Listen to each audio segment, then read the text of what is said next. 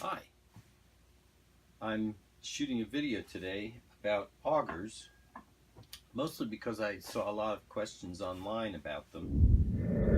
When I was taking mine out to clean them, I started to examine them more closely, and what I discovered was that I had a lot of augers from a lot of different manufacturers, which surprised me because I didn't think there were that many manufacturers. I thought there was Craftsman, Irwin, maybe Miller's Falls, Russell Jennings, older ones.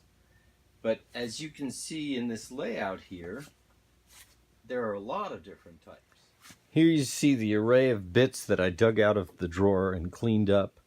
And that's when I realized that I had so many different types. I had to use a magnifying glass to see some of them. But you see, I put a yellow tab next to each one that was a different type so that we could see the variety. This one here is a union, and it's a machine bit. It's in an auger brace. This is Mayhew, made in the USA, and these are two different countersinks. They're really quite nicely machined. A Greenlee, fairly modern,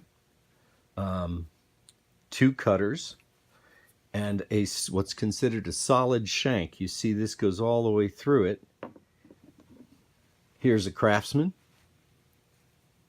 very similar, shank going through, but note the large space in here. Double cutters and the screw thread. This is Passaic, W.J. Ladd Edge Tool Company. Look how exquisite that is, the size of that. Double cutter, double spiral. This one, the only thing I could see on it was E. James Coo, C-O-O, and then patent. They're so far worn in here, they're hard to see, but note the top of this bit and how it works. A little different. The cutters are actually curved around in there, inverted.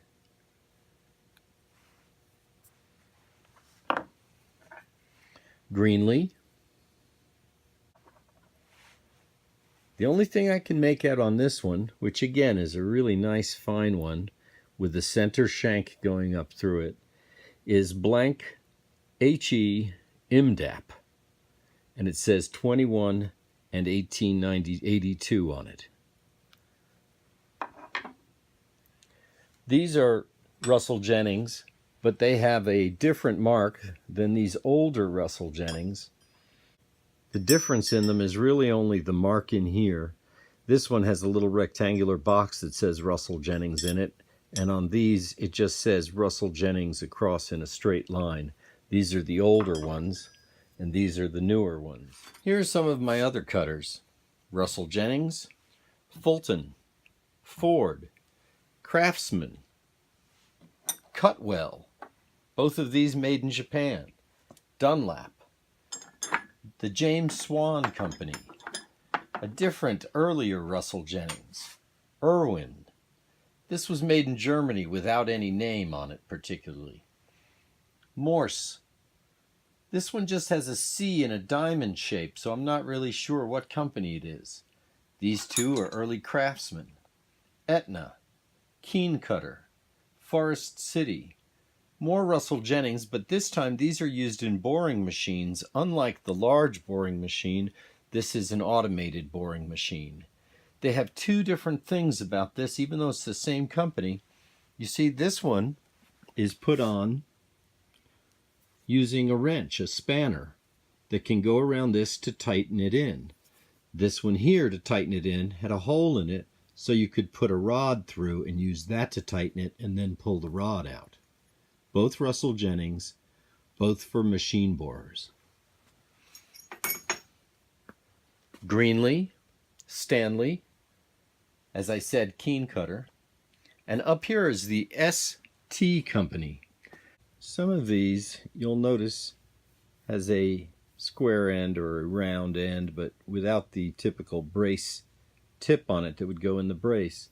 And some of them, if you feel them, are machined, that's the way they came from the store. But others you'll find is a very coarse cutoff, and that's where somebody has actually made it to where they can use it in a regular breast drill, and they sawed off the piece that fit into the brace. I wanted to point out another one in here, which I think is kind of interesting. This is a Ford brand bit, and unlike these others that you see have two cutters on them, this one only has one, and they were sold that way. It wasn't filed off. If you find these with a single cutter on the side there, then you can know that it isn't just that somebody cut off the other one, but they were designed that way and sold that way. I want to show you three different types of these. In the tip, here's the typical one that has a cutter here and a second cutter. And you see from this cutter, this spiral comes around, and what's above us but another spiral that goes to the second cutter. So this is considered a double spiral. Here we have a single cutter and a single spiral. This is a lot thicker because of that. This one, we have a double cutter, but when you carry this around, we have it here, we have a double cutter, but as you come around, you see that there's only a single spiral. This other cutter does not continue to spiral around. It just stops right there. These are all differences that you should look at when you're buying augers.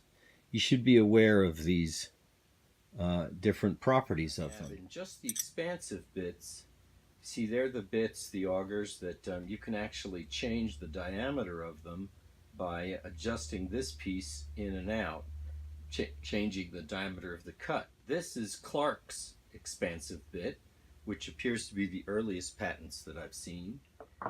Here is I have two by Clark. One is for a breast drill, and one is for a typical brace. And I have one by Miller's Falls, and I have two by Irwin, and I have one by Craftsman. The Craftsman and the Miller Falls are all similar to the Clark's design. Irwin has here a turning piece, so you can adjust this by turning this. See the little gears, and you can turn this and bring it in and out, and it has a marking here on the side to tell you what size you're at. These are called the Irwin micro dials. Speaking of the braces, let's talk a little bit about them. Here I have a Yankee 12-inch and a Yankee 8-inch. The 8-inch refers to this throw, and it's double what this is. So this is 4-inch, so when you use it like this, the actual span of it is 8 inches. This one is marked for the Bell system, which comes from Alexander Graham Bell, and this was an electrician with the Bell Telephone Company's tool that he would take out on the job with him, most likely with a longer auger so that he could run wires or things like that. This one is also a Yankee, but it's a 12-inch, and you can see here's the 6-inch swing compared to the one that was the 8-inch, had a 4-inch, so this is 6-inch, so this is a 12-inch. This is a PEXTO, also a 12-inch, and this is the PS&W company that manufactured this one. which was Peck, Stowe, and Wilcox. Later, they contrived the name PEXTO out of that and sold tools all the way into the 60s. This is a John S. Frey Company brace. It's a beautiful rosewood pad, and it's a small throw. It's only a 6-inch, which means it has a 3-inch radius. This one belonged to my grandfather. Then you have, they were what we call carriage braces. And the reason I saved these, I find them interesting, is that these show different methodologies for holding the auger bit. This is just a tapered rectangular pocket with a screw in the side to hold the bit in. This one, it's missing the piece here, but this one has an interesting thing. It has a block of iron here that's been forged, and you can see the hammer marks actually. And there's a little flat slot in there where the bit actually is hammered flat, and then it's held in with this screw here. Then there's this one, which I like because it has this little L fixture, and it's cast, so it has the little shape in there for the tapered end, and this one just tightens down like that. A lot of these were used in toolboxes. If you can imagine a wooden toolbox, and they would do 2 holes in the top of it, and that would be the handle for the toolbox. This one is a very early one, and it's missing the entire pad. I have to make a new one for it. It's got a beautiful lignum vitae neck on it here.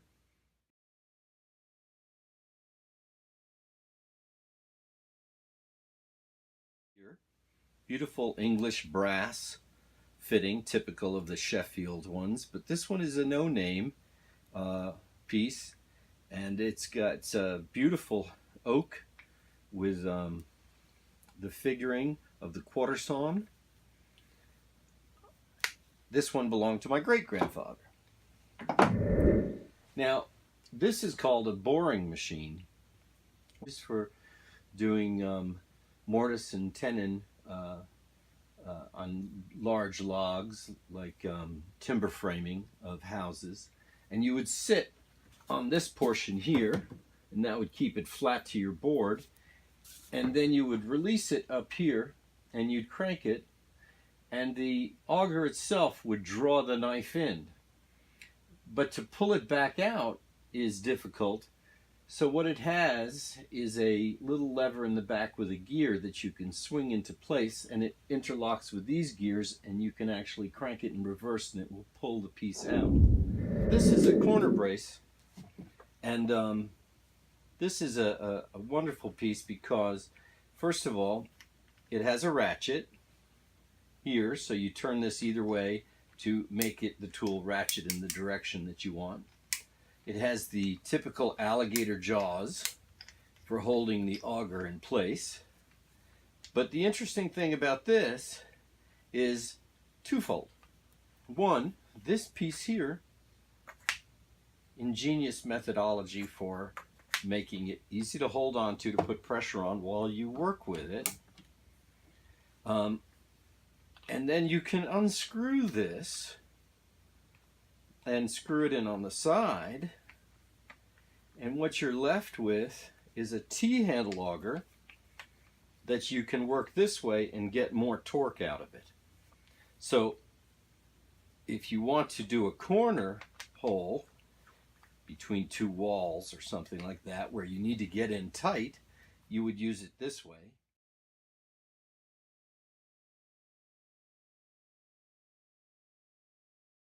So this one here is a Wilson. It's a beautiful piece, and I saved it also because of the way it holds the auger. It has a brass screw up here on the pad, but what's interesting about this one is this release mechanism.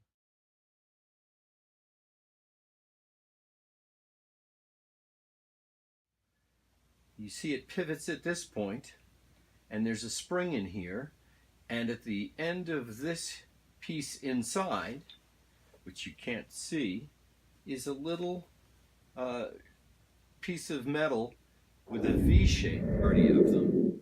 In order to learn about some of the companies, I use general hardware books that I get. These are wholesaler jobbers books. This is Bigelow and Dowse company.